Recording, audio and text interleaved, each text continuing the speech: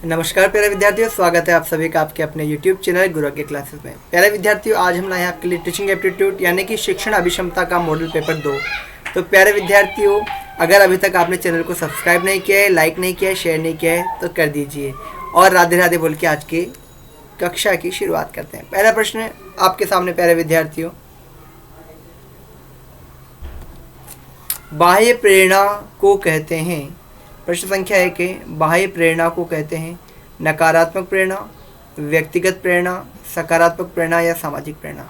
तो देखिए प्यारे विद्यार्थी, जो बाह्य प्रेरणा होती है वह नकारात्मक प्रेरणा कहलाती है। क्या कहलाती है? नकारात्मक प्रेरणा कहलाती है। इसमें प्रेम, वात्सल्य आदि भावनाएं आती है। ठीक है, ये बाह्य प्रेरणा है जो बाहर से मतलब बाहर से आरोपित होती है ना, तो इसलिए इनको क्या कहते हैं? नकारात्मक प्रेरणा कहा जाता है। बढ़ते हैं प्रश्न संख्या 2 की ओर। प्रश्न संख्या 2 है, एक विचार अथवा अवधारणा के निर्माण में उपयुक्त वैचारिक प्रक्रिया जो नई, मौलिक तथा उपयोगी है क्या कहलाती है? एक विचार अथवा अवधारणा के निर्माण में, कोई एक नया विचार हो, एक अवधारणा हो, उसके निर्माण में जो वैचारिक प्रक्रिया है जो नई, मौलिक तथा उपयोगी वह क्या कहलाती है? क्या वह सृजनात्मकता कहलाएगी, उपलब्धि कहलाएगी, बुद्धि कहलाएगी या व्यक्तित्व कहलाएगी? तो प्यारे विद्यार्थियों, वह सृजनात्मकता कहलाती है। क्या कहलाती है? सृजनात्मकता। सृजनात्मकता, सृजन से बना हुआ है, जो नया हो, नया रूप हो। बढ़ते हैं अगले प्रश्न संख्या 3 की ओर। प्रश्न संख्या 3 पूछ रहा है कि BF स्किनर का अधिगम सिद्धांत मुख्यतः प्रयोगशाला प्रयोगों पर आधारित था। किसका? BF स्किनर का किस पर आधारित था? प्रयोगशाला प्रयोगों पर। जबकि हल का सिद्धांत किस पर आधारित था? यह पूछा है कि हल का सिद्धांत किस पर आधारित था? परिकल्पनाओं पर, गणितीय गणनाओं पर, प्रयोगशाला से बाहर किए गए प्रयोग पर या सामाजिक अधिगम। तो हल के जो सिद्धांत थे वह गणितीय गणनाओं पर आधारित थे। पहले थे किस पर थे? गणितीय गणनाओं पर आधारित थे। बढ़ते हैं प्रश्न संख्या 4 की ओर। और प्रश्न संख्या 4 में पूछा गया है कि निम्नलिखित में से कौन सा अधिगम का निर्मितवादी विचार नहीं है? 4 विकल्प है, चारों में से एक कौन सा निर्मितवादी विचार नहीं है? अधिगम वैसा का वैसा हुबहू संप्रत्यात्मक स्कीमा है, क्या ये है? अधिगम एक सक्रिय अर्थ निर्माण प्रक्रिया है। नया अधिगम अधिगमकर्ता के पूर्व अधिगम पर आधारित होता है या अधिगम सामाजिक अंतःक्रिया द्वारा सुगम होता है? तो विकल्प 1 को ध्यान से देखिए, अधिगम वैसा का वैसा हुबहू संप्रत्यात्मक स्कीमा है, यह निर्मितवादी का विचार नहीं है। बढ़ते हैं अगले प्रश्न संख्या 5 की ओर। और प्रश्न संख्या 5 में पूछा गया कि गेने के अनुसार निम्नलिखित में से 8 में से 4 अधिगम प्रकारों का सही पदानुक्रमिक क्रम है। सही पदक्रम कौन सा है? यह पूछा गया है। संप्रत्य, सिद्धांत, बहुविभेदीकरण या समस्या समाधान। फिर विकल्प बी में सिद्धांत, बहुविभेदीकरण, संप्रत्य, समस्या या समाधान। विकल्प सी है प्यारे विद्यार्थियों, समस्या का समाधान, संप्रत्य, सिद्धांत, बहुविभेदीकरण।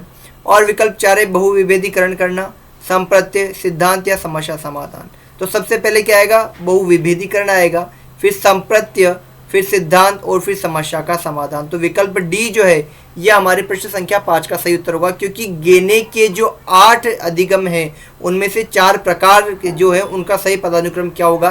पहले बहुविभेदीकरण आएगा, फिर संप्रत्य आएगा, फिर सिद्धांत आएगा और उसके बाद समस्या का समाधान आएगा। बढ़ते हैं अगले प्रश्न संख्या 6 की ओर। प्रश्न संख्या 6 में पूछा गया कि अधिगम में अभिप्रेरणा का निम्नलिखित में से कौन सा कार्य नहीं है? अधिगम की जो प्रक्रिया है उसमें अभिप्रेरणा का कौन सा कार्य नहीं है इन चारों में से? जीव को क्रमहीन तरीके से गतिमान करने में मदद करना, जीव के व्यवहार को ऊर्जा प्रदान करना और बनाए रखना, ये तो है। जीव के व्यवहार को निर्देशित और नियंत्रित करना, यह भी अभिप्रेरणा का कार्य है। जीव की क्रिया को चयनित ध्येय की तरफ निर्देशित करना, तो ये तीनों तो कार्य हैं भाई किसके? अभिप्रेरणा के।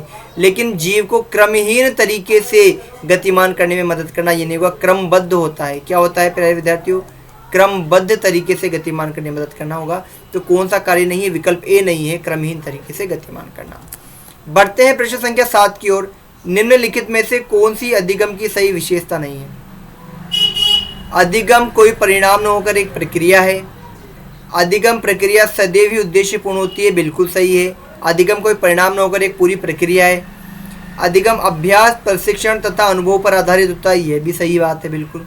मूल प्रवृत्ति तथा प्रतिक्षेपी क्रिया की वजह से व्यवहार में आया परिवर्तन अधिगम है, भाई बिल्कुल नहीं है। मूल प्रवृत्ति तथा प्रतिक्षेपी क्रिया की वजह से व्यवहार में आया परिवर्तन अधिगम नहीं कहलाता है। तो विकल्प डी जो है इसका सही उत्तर है, क्योंकि यह अधिगम की सही विशेषता नहीं है। 8वां प्रश्न देखिए प्यारे विद्यार्थियों, विद्यालय में नेतृत्व संबंधी सही पदानुक्रम क्या है? विद्यालय में नेतृत्व संबंधी यानी एक विद्यालय में नेतृत्व का सही पद के अनुसार क्रम क्या है? प्रधानाचार्य, पर्यवेक्षक, अध्यापकगण और छात्रकूट, ये 4 है। इनका सही क्रम क्या होगा? सबसे पहले क्या आएगा बताइए? छात्रकूट आएगा। क्या आएगा? सबसे पहले छात्र आएगा। छात्र किस पर निर्भर है? अध्यापक पर। अध्यापक किस पर? पर्यवेक्षक और पर्यवेक्षक प्रधानाचार्य पर। तो क्या होगा? 4 3 2 1। बताइए कहाँ है? विकल्प सी देखिए, विकल्प सी हमारे प्रश्न संख्या 8 का सही उत्तर होगा। अगला प्रश्न संख्या 9 है प्यारे विद्यार्थियों की, नेतृत्व सिद्धांत के संबंध में निम्न में कौन सा युग्म सुमेलित है? नेतृत्व सिद्धांत के संबंध में निम्न में कौन सा युग्म सुमेलित है?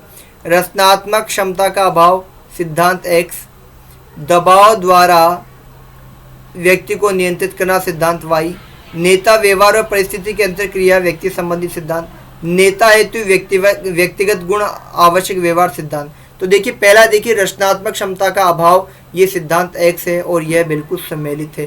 सिद्धांत एक्स क्या कहता है कि रचनात्मक क्षमता का अभाव। विकल्प ए जो है प्रश्न संख्या 9 का सही उत्तर है। 10वां प्रश्न देखिए प्यारे विद्यार्थियों, नेतृत्व के किस सिद्धांत में यह कहा गया है कि नेता अपने अवर अधिकारियों के कार्य लक्ष्यों, अपने व्यक्तिगत और इन लक्ष्यों को प्राप्त करने के लिए मार्ग के प्रत्यक्षीकरण को किस प्रकार प्रभावित करता है? नेतृत्व के किस सिद्धांत में कहा गया? सिद्धांत का नाम बताना है और सिद्धांत में कहा गया है कि नेता अपने अवर अधिकारियों के कार्य लक्ष्यों, अपने व्यक्तिगत और इन लक्ष्यों को प्राप्त करने के लिए मार्ग के प्रत्यक्षीकरण को किस प्रकार प्रभावित करता है? तो वह क्या स्थिति परक सिद्धांत है, मानकीय प्रासंगिकता का सिद्धांत है, त्रिआयामी सिद्धांत है, मार्ग लक्ष्य सिद्धांत है। तो कौन सा सिद्धांत है? विकल्प डी मार्ग लक्ष्य सिद्धांत है। कौन सा है? वह नेतृत्व का मार्ग लक्ष्य सिद्धांत है। बढ़ते हैं प्रश्न संख्या 11 की ओर प्यारे विद्यार्थी, इसमें पूछा गया है नेतृत्व मापन के किस उपकरण का वर्णन मैनेजमेंट ऑफ ऑर्गेनाइजेशनल बिहेवियर नामक पुस्तक में किया गया है? नेतृत्व मापन के किस उपकरण का वर्णन मैनेजमेंट ऑफ ऑर्गेनाइजेशन बिहेवियर नामक पुस्तक में किया गया है? The leader opinion questionnaire, supervisory behaviour description, leader effectiveness and adaptability description, the leader behaviour description questionnaire. तो देखिए leader effectiveness and adaptability description जो है इस उपकरण का वर्णन मैनेजमेंट ऑफ ऑर्गेनाइजेशनल बिहेवियर नामक पुस्तक में किया गया। तो विकल्प सी है। इम्पोर्टेंट प्रश्न है भाई, इसको नोट कर लीजिएगा, इम्पोर्टेंट प्रश्न है। विकल्प प्रश्न संख्या 12 देखिए, शैक्षिक नेतृत्व का कार्य क्षेत्र है। शैक्षिक नेतृत्व का कार्य क्षेत्र क्या है? नीति निर्धारण है, विद्यालय कार्यों में समन्वय है, शैक्षिक साधनों का उपयोग या सभी। तो शैक्षिक नेतृत्व का कार्य तीनों ही है। नीति का निर्धारण करना भी है, विद्यालय के कार्यों में समन्वय बनाए रखना भी है और शैक्षिक साधनों का उपयोग करना भी है। तो विकल्प डी जो होगा वह हमारे प्रश्न संख्या 12 का सही उत्तर होगा। बढ़ते हैं प्रश्न संख्या 13 की ओर और 13 प्रश्न क्या पूछ रहा है प्यारे विद्यार्थियों? नेता की दूरदर्शिता का संचार अपने सपनों को दूसरों के सामने प्रकट करना और लोगों को उनके साथ जोड़ना है। नेता की दूरदर्शिता का संचार अपने सपनों को दूसरों के सामने प्रकट करना और लोगों को उनके साथ जोड़ना है। ध्यान का प्रबंधन है, अर्थ का प्रबंधन है, विश्वास का प्रबंधन है या स्वयं का प्रबंधन है? विश्वास का प्रबंधन है। जब एक नेतृत्वकर्ता अपने अंडर में आने वाले है ना, अपने जो कर्मचारी है कह सकते हैं, जो लोग हैं, व्यक्ति हैं, उनके साथ उनके प्रति अपना विश्वास बना पाएगा तभी तो इसके साथ जुड़ेंगे। तो क्या होगा इसमें? विश्वास का प्रबंधन, यानी कि उसके जो सपने हैं, नेता के जो सपने, जो दूरदर्शिता है, उसके साथ लोग कब जुड़ेंगे? जब उन्हें उस पर क्या होगा? विश्वास होगा। बढ़ते हैं प्रश्न संख्या 14 की ओर और प्रश्न संख्या 14 में पूछा गया है कि नेतृत्व में सबसे आवश्यक कारक कौन से हैं? अनुयायी, नेता और स्थिति, अनुयायी, स्थिति और संचार, नेता, स्थिति और संचार, नेता, अनुयायी, स्थिति और संचार। तो देखो सबसे ज़्यादा जरूरी है नेता, उसके बाद उसके अनुयायी, फिर स्थिति और फिर उसका संचार। तो विकल्प 4 जो है वह प्रश्न संख्या 14 का सही आंसर होगा। बढ़ते हैं अगले प्रश्न संख्या 15 की ओर। 15 प्रश्न पूछा गया है, प्राय प्रत्येक कक्षा में कुछ विद्यार्थी अधिकांश विद्यार्थियों द्वारा पसंद नहीं किए जाते, क्या कारण है? मंदबुद्धि होने के कारण, शारीरिक विकृति के कारण, निम्न जाति के कारण या निर्धनता के कारण। तो देखिए प्यारे विद्यार्थियों, शारीरिक विकृति निम्न जाति और निर्धनता के कारण नहीं, मंद बुद्धि के कारण, यानी कि वह बच्चा कक्षा में कमजोर है, पढ़ नहीं पा रहा है, उसका स्तर इतना नहीं है, इस कारण बच्चों से दूर रहना शुरू कर देते हैं। तो अधिकांशतः ये कारण, तो विकल्प ए जो होगा इसका सही उत्तर होगा। बढ़ते प्रश्न संख्या 16 की ओर। 16 प्रश्न में पूछा गया है, अपने व्यवसाय में चाहिए सूझबूझ होनी, विश्राम, अपना अधिकार या समर्पण। क्या होना चाहिए अपने व्यवसाय में? समर्पण होना चाहिए। क्या होना चाहिए? समर्पण। जब समर्पण करेंगे तभी व्यवसाय को आप सुचारू रूप से संचालित कर पाएंगे। 17वां प्रश्न देखिए, प्रश्न संख्या 17 की, विद्यालय में किसी सांस्कृतिक कार्यक्रम में आपको किसी भी कार्य की जिम्मेदारी नहीं दी गई, आप क्या करेंगे? आपके विद्यालय में कोई सांस्कृतिक कार्यक्रम है और आपको एज ए टीचर आपको किसी प्रकार की कोई जिम्मेदारी नहीं दी गई, तो आप उस कार्यक्रम में क्या करेंगे? विकल्पों को हम ध्यान से देखिएगा।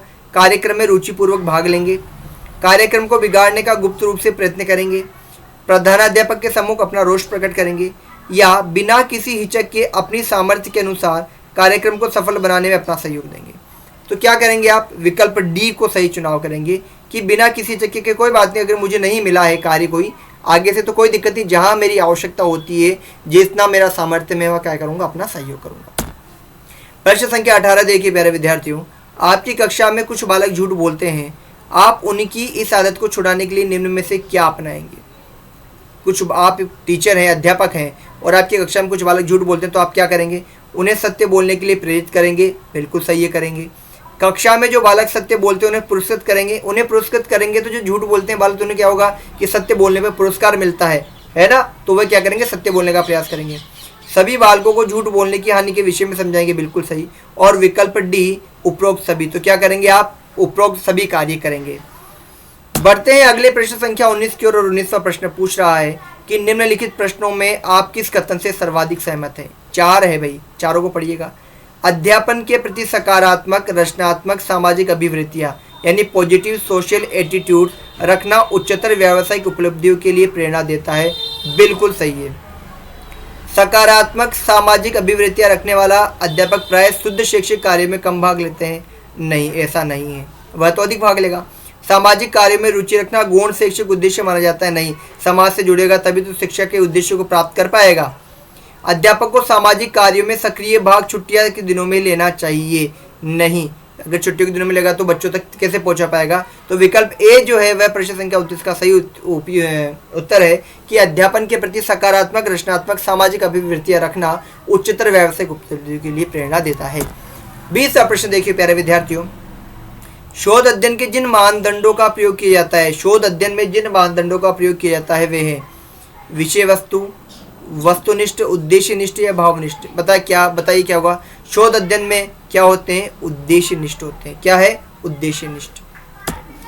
चयन प्रक्रिया प्रश्न में शामिल नहीं है, चयन प्रश्न में शामिल नहीं है। बहुविकल्पीय प्रश्न, सत्य असत्य प्रश्न, मिलान प्रश्न या रिक्त स्थान पूर्ति। तो चयन प्रश्न में रिक्त स्थान पूर्ति शामिल नहीं किए जाते हैं, तो विकल्प डी सही होगा, क्योंकि मिलान और सत्य असत्य और बहुविकल्पीय प्रश्न तो चयन प्रश्न में शामिल किए जाते हैं, ये तीनों किए जाते हैं ना। प्रश्न संख्या 22 देखिए प्यारे विद्यार्थियों, निम्न में से कौन सा मूल्यांकन के त्रिकोण का भाग नहीं है? शैक्षिक उद्देश्य, मूल्यांकन, शिक्षण अनुभव या अधिक अनुभव। तो देखिए शैक्षिक उद्देश्य, मूल्यांकन और अधिक अनुभव तो मूल्यांकन के त्रिकोण का है। क्या है? मूल्यांकन के त्रिकोण का भाग है, लेकिन शिक्षण अनुभव जो है ये इसका भाग नहीं है। इसलिए विकल्प 3 जो है, विकल्प सी जो है प्रश्न संख्या 22 का सही उत्तर होगा। 23वां प्रश्न देखिए कि गुणवत्तापूर्ण शिक्षा के लिए आईसीटी के उपयोग पर प्रकाश डाला गया था किसके द्वारा?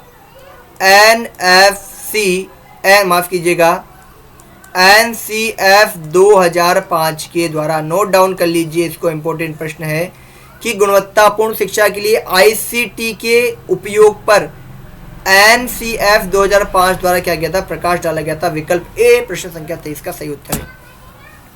संचार शब्द लेटिन शब्द कम्युनिस्ट से लिया गया है, जिसका अर्थ है, कम्युनिस्ट का अर्थ क्या होता है? सामान्य बनाने के लिए, साझा करने के लिए, विनिमय करने के लिए, ज्ञात करने के लिए। तो कम्युनिस्ट का अर्थ है सामान्य बनाने के लिए। क्या है कम्युनिस्ट का अर्थ? सामान्य बनाने के लिए। 25वां प्रश्न देखिए प्यारे विद्यार्थियों, मान लीजिए कि आप एक ऑडियो कार्यक्रम का उपयोग करके एक विषय वस्तु को पढ़ाने की योजना बना रहे हैं। फिर आपको ऑडियो प्रोग्राम के लिए आवश्यक लिपि लिखनी होगी। इसलिए कक्षा में दी जाने वाली सामग्री में कौन सी लिपि में होगी?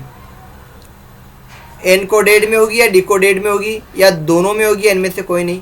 तो देखिए कौन सी लिपि में होगी, वह डिकोडेड लिपि में होगी। विकल्प बी है, कौन सी होगी वह, विकल्प बी डिकोडेड लिपि में होगी। बढ़ते 26वें प्रश्न की ओर। एक अध्यापक के रूप में आप अपने संप्रेषण को प्रभावी बनाने हेतु क्या करेंगे। एक अध्यापक के रूप में आप विद्यार्थियों के अधिगम स्तर को जानेंगे, उपयुक्त शब्दों का प्रयोग करेंगे, अपने ज्ञान को विस्तृत करेंगे या जोर से बोलेंगे। आप क्या करेंगे, विद्यार्थियों के अधिगम स्तर को जानेंगे कि उनके सीखने का स्तर कितना है और उसी हिसाब से क्या करेंगे, संप्रेषण करेंगे। तो विकल्प ए जो है प्रश्न संख्या 26 का सही उत्तर है। 27वां प्रश्न देखो आपके स्क्रीन पर प्यारे विद्यार्थियों, आपके मतानुसार कक्षा संप्रेषण कैसा होना चाहिए। कठिन, सामान्य, रोचक या प्रभावी। संप्रेषण कैसा होना चाहिए, प्रभावी। प्रभावी होगा तभी तो संप्रेषण अपने पूर्ण रूप से अपने लक्ष्य को प्राप्त करेगा। तो विकल्प डी जो है 27वें प्रश्न का सही उत्तर है। 28वां प्रश्न देखो प्यारे विद्यार्थियों, जब संदेश प्राप्त करने वाला व्यक्ति संदेश प्राप्त करने के पश्चात उस संदेश देने वाले के पास प्रेषित करता है तो उसे क्या कहते हैं। यानी कि संदेश प्राप्त करने वाला, मैंने संदेश प्राप्त किया, अब जिससे मैंने संदेश प्राप्त किया उस व्यक्ति को मैं संदेश क्या कहूँगा। जैसे किसी व्यक्ति ने आपको संदेश दिया मुझे देने के लिए, अब उस मीडिएटर ने क्या किया, मुझे संदेश दिया, अब मैं अगले तक पहुंचाने के लिए वापस क्या करूंगा, उस व्यक्ति को संदेश दूंगा। तो उस प्रक्रिया को क्या कहेंगे, उसको पृष्ठ पोषण कहेंगे। क्या कहेंगे, पृष्ठ पोषण। तो विकल्प सी जो है वह प्रश्न संख्या 28 का सही उत्तर है। 29वां प्रश्न देखिए, कंप्यूटर प्रोग्रामिंग के क्षेत्र में संचार के लिए अनेक भाषाओं का प्रयोग किया जाता है, निम्न में से कौन सी भाषा है। गूगल, याहू, फोर्ट्रॉन या फेसबुक।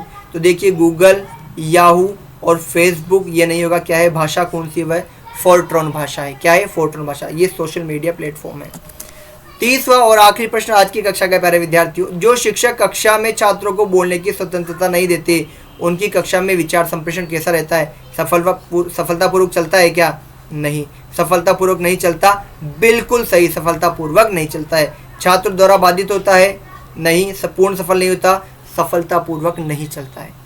तो प्यारे विद्यार्थियों आज की क्लास कैसी लगी कमेंट बॉक्स में जरूर बताइए। अधिक से अधिक चैनल को सब्सक्राइब कीजिए, लाइक कीजिए और वीडियो को शेयर कीजिए। मिलते हैं अपनी अगली कक्षा में, तब तक के लिए सभी को राधे राधे प्यारे विद्यार्थियों।